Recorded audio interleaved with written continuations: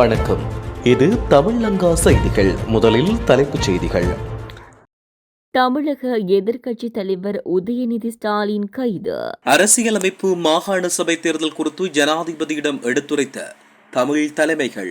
அஸ்வசும கொடுப்பனவு திட்டத்தில் ஏற்படவுள்ள மாற்றம், எழுந்துள்ள சிக்கல், உயர்தர பரீட்சை தொடர்பான அவசர கலந்துரையாடல், 24 மணி நேரத்தில் புரட்டி போட்ட சீரற்ற காலநிலை, 6 பேர் பலி, தென்னிலங்கை அரசியலில் குழப்ப நிலை, சொகுசு ஹோட்டலில் ரகசிய சந்திப்பில் முக்கிய அரசியல்வாதிகள், இலங்கை நிலைகுலையச் செய்ய சதி, அதிரப்போகும் சிறைகள், வெளியானது அதிர்ச்சிகரமான தகவல்கள், தமிழர் பகுதியில் படிக்க வந்த இடத்தில் யுவதி செய்த செயலால் ஷாக், மீட்கப்பட்ட பல பவுன் தங்கம், மழை பெய்தால் மீண்டும் வெள்ள அபாயம் ஏற்படக்கூடும், கரையோர பகுதி மக்களுக்கு அவசர அறிவுறுத்தல், கிளிநொச்சியில் எரிந்த நிலையில் மீட்கப்பட்ட சடலம் தீவிர விசாரணைகளில் போலீசார், வெள்ளத்தில் சிக்கிய அரச பேருந்து உயிராபத்திலிருந்து மீட்கப்பட்ட பயணிகள். டீல் ஓ டோட்டல் சரண்டர், ஈரானுக்கு ட்ரம்ப் விடுத்த இறுதி எச்சரிக்கை. அமெரிக்காவுடன் எந்த பேச்சுவார்த்தையும் நடைபெறவில்லை, ஈரான் அதிரடி. தொடர்வது விரிவான செய்திகள். தஞ்சையில் நேற்று நடைபெற்ற திமுக ஆர்ப்பாட்டத்தில் தமிழக முதல்வர் சி ஜோசப் விஜய் மற்றும் நடிகை த்ரிஷா குறித்து சர்ச்சைக்குரிய வகையில் பேசியதாக தமிழக சட்டப்பேரவை எதிர்க்கட்சித் தலைவர் உதயநிதி ஸ்டாலின் இன்று காலை கைது செய்யப்பட்டார். தஞ்சாவூரில் நேற்று திமுக சார்பில் காவிரி மற்றும் மேகேதாட்டு விவகாரத்தில் தமிழக வெற்றிக் கழக அரசை கண்டித்து கண்டன ஆர்ப்பாட்டம் நடைபெற்றது. அதில் கலந்து கொண்டு பேசிய சட்டப்பேரவை எதிர்க்கட்சித் தலைவர் உதயநிதி முதல்வர் விஜய் மற்றும் தமிழக வெற்றிக் கழக அரசை கடுமையாக விமர்சித்திருந்தார். இந்நிலையில் உதயநிதி ஸ்டாலின் முதல்வர் விஜய் மற்றும் நடிகை த்ரிஷா குறித்து சர்ச்சைக்குரிய வகையில் பேசியதாக தமிழக வெற்றிக் கழக அமைச்சர்கள் மற்றும் அரசியல் கட்சியினர் கண்டனம் தெரிவித்துள்ளனர். இதனை அடுத்து உதயநிதியின் பேச்சு விவகாரத்தில் அவரை கைது செய்ய நீலாங்கரையில் உள்ள உதயநிதியின் வீட்டின் முன்பு இன்று காலையில் ஏராளமான போலீசார் குவிக்கப்பட்டனர்.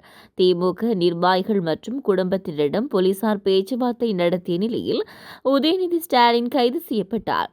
கைது செய்யப்பட்ட பின்னர் செய்தியாளர்களிடம் பேசிய உதயநிதி, நேற்று நடைபெற்ற ஆர்ப்பாட்டத்தில் காவிரி மற்றும் மேகதாது விவகாரத்தில் விவசாயிகளை ஏமாற்றி வரும் தமிழக வெற்றிக் கழக அரசையும் முதல்வர் விஜயையும் கண்டித்து 22 நிமிடங்கள் பேசினேன். அரசு எப்படியெல்லாம் விவசாயிகளை ஏமாற்றுகிறது, தேர்தல் வாக்குறுதிகளை நிறைவேற்றவில்லை, மேகதாதுவை எதிர்த்து குரல் கொடுக்க திராணியற்ற தெம்பில்லாத பயந்தாங்கொள்ளி அரசாக இருக்கிறது என்றுதான் ஆர்ப்பாட்டத்தில் பேசினேன். அதையெல்லாம் மறைக்க இப்போது இந்த பிரச்சனையை உருவாக்கியுள்ளனர்.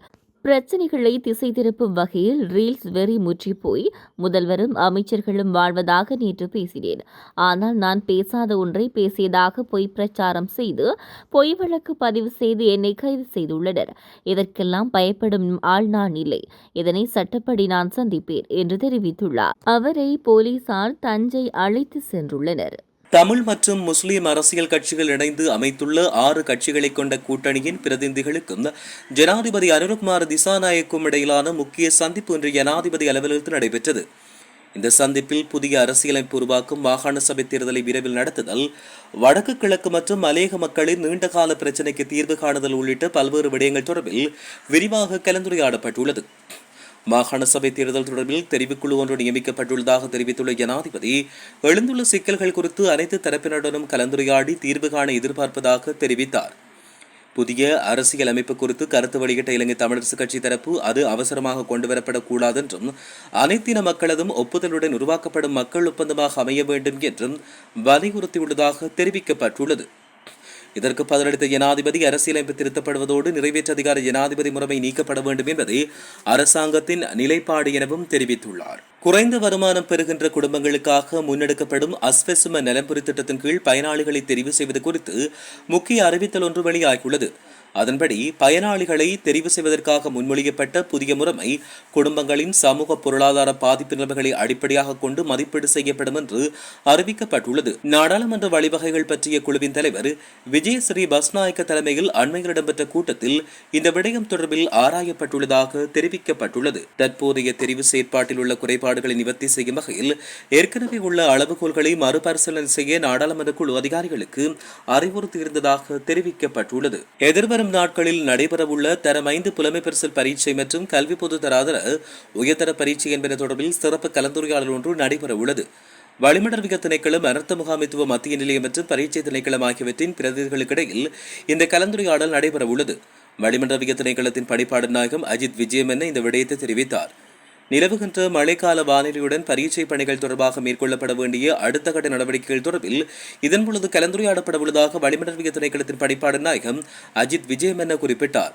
உயர்தர பரீட்சையுடன் அந்த பகுதியில் ஏற்படும் நிலைமைகள் குறித்து கலந்துரையாடுவதற்காக பரீட்சைகள் திணைக்களம் மற்றும் அனர்த்த முகாமைத்துவ மத்திய நிலையத்துடன் இணைந்து 5ஆம் தேதி சந்திப்பொன்றை ஏற்பாடு செய்துள்ளதாக தெரிவிக்கப்பட்டுள்ளது. அங்கு இதற்கு எவ்வாறு முகம் கொடுப்பது என்பது குறித்து தாங்கள் தயாராகி வருவதாகவும் ஒட்டுமொத்தமாக பார்த்தால் ஆகஸ்ட் மாதம் மழை குறைவான காலம் என்றும் தெரிவிக்கப்பட்டுள்ளது. சீரற்ற காலநிலையின் காரணமாக மண் சரிவு அனர்த்தங்களில் சிக்கொண்டு நுவரெலியா மாவட்டத்தில் 4 கண்டி மாவட்டத்தில் 1 என மொத்தம் 5 பேர் உயிரிழந்துள்ளதாக தெரிய வருகிறது. நுவரெலியா, ஹட்டன், ஹெனிகத்தேனை, பொல்பிட்டிய மற்றும் ஏனைய பகுதிகளில் நேற்று வீடொன்றின் மீது மண்மேடு சரிந்து விழுந்ததில் உயிரிழந்த 4 சடலங்களும் மீட்கப்பட்டுள்ளன.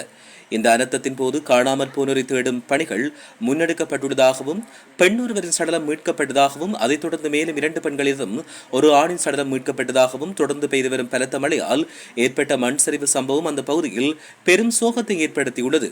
நுவரெலியா மாவட்டத்தில் நிலவும் மோசமான வானிலை காரணமாக இதுவரை 581 குடும்பங்களைச் சேர்ந்த 2331 பேர் பாதிக்கப்பட்டுள்ளதாகவும் தெரிவிக்கப்பட்டுள்ளது. கொழும்பில் உள்ள பிரபல சொகுசு ஹோட்டல் ஒன்றில் 2 முன்னாள் ஜனாதிபதிகளும் எதிர்க்கட்சித் தலைவர்களும் ரகசிய உரையாடலில் ஈடுபட்டுள்ளனர். முன்னாள் வெகுஜன ஊடக அமைச்சகத்தின் செயலாளர் அனுஷா பல்பிட்டாவின் மகனின் திருமணத்தில் இந்த சந்திப்பு இடம்பெற்றுள்ளது. இந்த நிகழ்வு கொழும்பில் உள்ள சொகுசு ஹோட்டலில் நடைபெற்றுள்ளது. இந்த சந்திப்பில் முன்னாள் ஜனாதிபதிகளான ரணில் விக்ரமசிங்க மற்றும் கோட்டாபய ராஜபக்ஷ, நாடாளுமன்ற உறுப்பினர் நாமல் ராஜபக்ஷ, முன்னாள் அமைச்சர் அனுர பிரியதர்ஷன் யாப்பா மற்றும் அரசாங்க தகவல் திணைக்களத்தின் முன்னாள் பணிப்பாளர் தினேஷ் சிந்தக கருணாரத்ன ஆகியோர் உரையாடலில் ஈடுபட்டனர். இருப்பினும் இந்த சந்திப்பில் கலந்துரையாடப்பட்டுள்ள விடயங்கள் தொடர்பில் இதுவரை எவ்வித தகவல்களும் வெளியாகவில்லை என்றும் தெரிவிக்கப்பட்டுள்ளது. திட்டமிட்ட குழு ஒன்றால் மேலும் 5 சிறைச்சாலைகளில் மோதல்களை ஏற்படுத்தி பாரிய அழிவை ஏற்படுத்த திட்டமிடப்பட்டுள்ளதாக தென்னிலங்கை ஊடகம் ஒன்று பரபரப்பு செய்தியை வெளியிட்டுள்ளது. மேலும் ஒட்டுமொத்த நாட்டையும் குழப்பகரமான நிலைக்குள்ளாக்கும் திட்டம் குறித்து புலனாய்வு பிரிவினர் தகவல்களை வெளியிட்டுள்ளனர். நீர்கொழும்பு மற்றும் மகர சிறைச்சாலைகளில் ஏற்பட்டுள்ள மோதல்களுக்கு பின்னணியில் இந்த சதிக்குழு உள்ளதாக தெரிவிக்கப்பட்டுள்ளது. தும்பர, களுத்துற, காலி, கொழும்பு, மகேசின் மற்றும் வெலிக்கடை பெண்கள் சிறைச்சாலையில் இந்த மோதல்களை ஏற்படுத்தும் திட்டங்கள் உள்ளதாக புலனாய்வு பிரிவினர் எச்சரிக்கை விடுத்துள்ளனர்.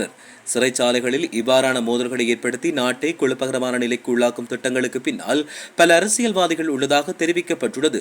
பல உயர் சிறைச்சாலை அதிகாரிகளும் சிறைச்சாலைகளில் தடுத்து வைக்கப்பட்டுள்ள கைதிகள் சிலரும் உள்ளமைக்கான தகவல்கள் தற்போது வெளியாகியுள்ளதாகவும் தெரிவிக்கப்பட்டுள்ளது. மட்டக்களப்பு மாவட்டம் களுவாஞ்சிக்குடி போலீஸ் பிரிவுக்குட்பட்ட துறை நிலாவணை கிராமத்தில் ஞாயிற்றுக்கிழமை வீடொன்றிருந்து தாலிக்கொடி, கைவளையல், தோடு, கைச்சங்கிலி உள்ளடங்களாக 24 பவுன் தங்க நகை களவாடப்பட்டுள்ளது. சம்பவம் தொடர்பில் குடும்பத்தார் ஞாயிற்றுக்கிழமை களுவாஞ்சிக்குடி போலீசில் முறைப்பாடு செய்தனர். உடனடியாக செயற்பட்ட களுவாஞ்சிக்குடி போலீசார் தீவிர விசாரணை மேற்கொண்ட நிலையில் திங்கட்கிழமை களவாடப்பட்ட பொருட்களையும் சந்தேகத்தின் பேரில் யுவதி ஒருவரையும் கைது செய்துள்ளனர். கைப்பற்றப்பட்ட தங்க ஆபரணங்களையும் கைது செய்யப்பட்ட யுவதியையும் நீதிமன்றில் முன்னிலைப்படுத்தியுள்ளதாக போலீசார் தெரிவித்தனர். வெளிமாவட்டத்திலிருந்து அந்த குறித்த வீட்டில் தங்கிருந்து கல்வி கற்று வந்த யுவதியே இவ்வாறு சந்தேகத்தின் பேரில் கைது செய்யப்பட்டுள்ளதாக தெரிவிக்கப்பட்டுள்ளது. நாட்டில் தற்போது நிலவும் வெள்ள நிலைமை மேலும் அதிகரிக்கும் அபாயம் இல்லை என நீர்ப்பாசன திணைக்களம் தெரிவித்துள்ளது. இன்று காலை ஊடகங்களுக்கு கருத்து வெளியிட்ட போது நீரியல் மற்றும் அனர்த்த முகாமைத்துவ பணிப்பாளர் பொறியியலாளர் எல்.ஐ. சூரிய பண்டார இதை தெரிவித்தார். கடந்த 24 மணி நேரத்தில் சில பகுதிகளில் மழை பெய்த போதிலும் பெரும்பாலான பகுதிகளில் மழைப்பொழிவு குறைந்துள்ளதாக அவர் தெரிவித்தார். அதன்படி மகாவலி கங்கையின் நாவலப்பிட்டி மற்றும் பேராதனை பகுதிகளில் நீர்மட்டம் படிப்படியாக குறைந்து வருவதாக அவர் தெரிவித்தார். மேலும் கலனி கங்கையில் மேல் பகுதிகளான கித்துல் அகல மற்றும் நோவுட் ஆகிய பகுதிகளின் நீர்மட்டம் குறைந்து வருவதோடு கித்துல் கல பகுதியில் சிறிய அதிகரிப்பு பதிவாக இருந்தாலும் இது ஆபத்தான நிலைமை அல்ல என்று அவர் தெரிவித்தார். களுகங்கையை சுற்றியுள்ள இரத்தரபுரி மற்றும் மில்லக்கந்த பகுதிகளில் நீர்மட்டம் படிப்படியாக குறைந்து வருவதால் அந்த ஆற்றுப்படுக்கையில் வெள்ள நிலைமை ஏற்படுவதற்கான அறிகுறிகள் இல்லை என்றும் சூரிய பண்டார மேலும் தெரிவித்துள்ளமை குறிப்பிடத்தக்கது. கிளிநொச்சி போலீஸ் பிரிவுக்குட்பட்ட இரணைமடு குளத்துக்கு அருகாமையில் எரிந்த நிலையில் நபரொருவர் சடலம் மீட்கப்பட்டுள்ளது. இந்த சடலம் இன்றைய தினம் போலீசாரால் மீட்கப்பட்டது. இரணைமடு குளத்தை பார்வையிட சுற்றுப்பயணம் மேற்கொண்டவர்களால் வழங்கப்பட்ட தகவலின் அடிப்படையில் சம்பவ இடத்துக்கு விரைந்த கிளிநொச்சி தடயவியல் ஆய்வு நிபுணர்கள் சான்றுகளை சேகரிக்கும் பணியில் ஈடுபட்டுள்ளனர். இந்த சம்பவத்தை மாவட்ட நீதிபதி பார்வையிட்ட பின்னர் உடல்கூறு பரிசோதனைக்காகவும் உயிரிழந்த நபரின் அடையாளத்தை உறுதிப்படுத்திக் கொள்வதற்காகவும் சடலம் கிளிநொச்சி மாவட்ட பொது வைத்தியசாலைக்கு அனுப்பி வைக்கப்பட உள்ளது. இது திட்டமிட்ட கொலையா அல்லது தவறான முயற்சியால் ஏற்பட்ட உயிர் மாய்ப்பா என்ற ரீதியில் போலீசார் தீவிர விசாரணைகளை மேற்கொண்டு வருவதாக தெரிவிக்கப்பட்டுள்ளமை குறிப்பிடத்தக்கது. கனமழை மற்றும் மோசமான வானிலை காரணமாக நாவலப்பிட்டிய பலாங்கொட வீதியில் பயணிகளுடன் வெள்ள நீரில் சிக்கிய பேருந்து மீட்கப்பட்டுள்ளது. இலங்கை போக்குவரத்து சபைக்கு சொந்தமான பேருந்தொன்று இவ்வாறு மீட்கப்பட்டுள்ளது. இந்த காணொலியில் வெள்ள நீர் அந்த பகுதியை வேகமாக சூழ்ந்த நிலையில் நீர்மட்டம் தொடர்ந்து உயர்ந்ததால் பேருந்து சிக்கிக் கொண்டது. இந்நிலையில் நாவலப்பிட்டியவைச் சேர்ந்த இளைஞர்கள் குழு ஒன்று பயணிகளை பாதுகாப்புடன் வெளியேற்றி மீட்பு பணிகளில் ஈடுபட்டுள்ளதாக தெரிய வருகிறது. இதன்போது பேருந்தின் ஜன்னல்கள் வழியாக பயணிகள் வெளியேற்றப்படுவதை காணொலி காட்சிகள் காட்டியுள்ளதாக தெரிவிக்கப்படுகிறது. நாட்டில் தொடர்ச்சியாக மழை பெய்து வருவதன் காரணமாக அதிகமாக மலையக பகுதிகள் பாதிக்கப்பட்டுள்ளன. வடக்கு மாகாண சுகாதார சேவைகள் திணைக்களத்தின் கீழுள்ள வைத்தியசாலைகள் மற்றும் நிறுவனங்களில் வெற்றிடமாக காணப்படும் சுகாதார பணி உதவியாளர் பதவிக்கான 852 வெற்றிடங்களில் முகாமைத்துவ சேவைகள் திணைக்களத்தின் அனுமதிக்கு அமைவாக 300 வெற்றிடங்களை நிரப்புவதற்கான கட்டமைக்கப்பட்ட நேர்முக தேர்வுகள் இன்று திங்கட்கிழமை பண்ணையில் அமைந்துள்ள சுகாதார கிராமத்தில் மிகச்சிறப்பாக ஆரம்பமாகி நடைபெற்று வருகின்றன. இன்று முதல் எதிர்வரும் 21ஆம் தேதி வரை இடம்பெறவுள்ள இத்தேர்வு நடவடிக்கைகளுக்காக 6 விசேட குழுக்கள் நியமிக்கப்பட்டுள்ளன. தினமும் 3 நேர பிரிவுகளாக இந்த மதிப்பீட்டு நடவடிக்கைகள் முன்னெடுக்கப்பட்டு வருவதுடன் நேர்முக தேர்வுக்கு அழைக்கப்பட்ட விண்ணப்பதாரர்கள் அனைவரும் மிகுந்த ஆர்வத்துடன் கலந்து கொண்டு வருகின்றனர். இதுவரை நேர்முக தேர்வுக்கான அழைப்பு கடிதங்கள் கிடைக்கப்பெறாத விண்ணப்பதாரிகள் எதிர்வரும் ஆகஸ்ட் 5ஆம் தேதிக்கு பின்னர் 0222200807 என்ற தொலைபேசி இலக்கத்தினூடாக தொடர்பு கொண்டு தமது தேசிய அடையாள அட்டை இலக்கத்தை சமர்ப்பித்து உரிய விவரங்களை பெற்றுக்கொள்ள முடியும் என அறிவிக்கப்பட்டுள்ளது. அமெரிக்க ஜனாதிபதி டொனால்ட் ட்ரம்ப் ஈரானுக்கு ஒப்பந்தம் அல்லது முழுமையான சரணடைவு என்ற 2 வழிகளே உள்ளதாக கடுமையாக எச்சரித்துள்ளார். தனது சமூக வலைத்தளமான ட்ரூத் சோஷியலில் வெளியிட்ட பதிவில் ஈரான் பேச்சுவார்த்தைக்காக மறைமுகமாக முயற்சி செய்த போதும் பொது வழியில் அதை மறுப்பதாக ட்ரம்ப் குற்றம் சாட்டியுள்ளார். ஈரான் ஒப்புக்கொண்டாலும் இல்லை என்றாலும் பல தசாப்தங்களாக அவர்கள் உருவாக்கிய பிரச்சினைக்கு தீர்வு காணும் பேச்சுவார்த்தை நடைபெற்று வருகிறது என்று தெரிவித்துள்ளார். மேலும் உலகின் முக்கிய கடல் வர்த்தக பாதையான ஹார்முஸ் நீரிணை மீது ஈரான் கட்டுப்பாடு செலுத்துவதாக கூறுவதை ட்ரம்ப் நிராகரித்துள்ளார். ஹார்முஸ் நீரிணை ஏற்கனவே அமெரிக்க கடற்படையின் முழு கட்டுப்பாட்டில் உள்ளது. அமெரிக்கா விரும்பினால் மட்டுமே ஈரானுக்குள் எதுவும் செல்லும். ஒப்பந்தம் அல்லது முழுமையான சரணடைவு ஏற்படும் வரை அதுவே தொடரும் என்று அவர் கூறினார். இதற்கு முன் ஈரான் மீது 2ஆம் உலகப் போருக்கு பிறகு மிகப்பெரிய தாக்குதலை நடத்த திட்டமிட்டிருந்தேன் என்றும், ஆனால் கத்தார், சவுதி அரேபியா மற்றும் ஐக்கிய அரபு அமீரகம் உள்ளிட்ட வளைகுடா நாடுகளின் வேண்டுகோளையும் ஈரான் தரப்பிலிருந்து வந்த அணுகுமுறையையும் தொடர்ந்து அந்த திட்டத்தை ஒத்திவைத்ததாக ட்ரம்ப் தெரிவித்துள்ளார். மேலும் திங்கட்கிழமை முதல் பேச்சுவார்த்தை தொடங்கும் என்றும் அவர் குறிப்பிட்டுள்ளார். ஆனால் இதை ஈரான் திட்டவட்டமாக மறுத்துள்ளது. அந்நாட்டு வெளியுறவு அமைச்சக பேச்சாளர் இஸ்மாயில் பஹாயி அமெரிக்காவுடன் எந்த பேச்சுவார்த்தையும் தற்போது நடைபெறவில்லை என்றும், ஓமனுடன் பாதுகாப்பான கடல் போக்குவரத்து தொடர்பான தொழில்நுட்ப பேச்சுவார்த்தைகள் மட்டுமே நடைபெற்று வருகின்றன என்றும் தெரிவித்தார். அமெரிக்காவுடன் எந்தவொரு பேச்சுவார்த்தையும் தற்போது நடைபெறவில்லை என ஈரான் அதிரடியாக அறிவித்துள்ளது. அத்தகைய சந்திப்புகளுக்கு எவ்வித திட்டமும் இல்லை என மேலும் தெரிவித்துள்ளது. தாக்குதல்களை ஒத்திவைப்பதற்கு இருதரப்பு பேச்சுவார்த்தையே காரணம் என கூறி வந்த அமெரிக்க ஜனாதிபதி டொனால்ட் ட்ரம்பின் கூற்றுக்கு முற்றிலும் மாறாக ஈரானின் இந்த அறிவிப்பு வெளியாகியுள்ளது. கடந்த 5 மாதங்களாக தொடர்ந்து வரும் போக்கை போலவே ஈரானின் மீது மிகப்பெரிய தாக்குதல்களை நடத்த திட்டமிட்டதாக அறிவிப்பதும் பின்னர் கடைசி நிமிடத்தில் அதை ரத்து செய்வதும் ஜனாதிபதி ட்ரம்பின் வாடிக்கையாக மாறியுள்ளது. நான் மக்களை கொல்வதை விரும்பவில்லை, மாறாக ஒப்பந்தம் செய்வதையே விரும்புகின்றேன். தற்போது நாங்கள் இருதரப்பு பேச்சுவார்த்தையில் ஈடுபட்டு வருகின்றோம். திங்கட்கிழமை பிற்பகல் பேச்சுவார்த்தை தொடங்கும் என ட்ரம்ப் குறிப்பிட்டிருந்தார். ட்ரம்பின் இந்த அறிக்கையை ஈரானிய வெளியுறவு அமைச்சு பேச்சாளர் இஸ்மாயில் பாகை திட்டவட்டமாக நிராகரித்தார்.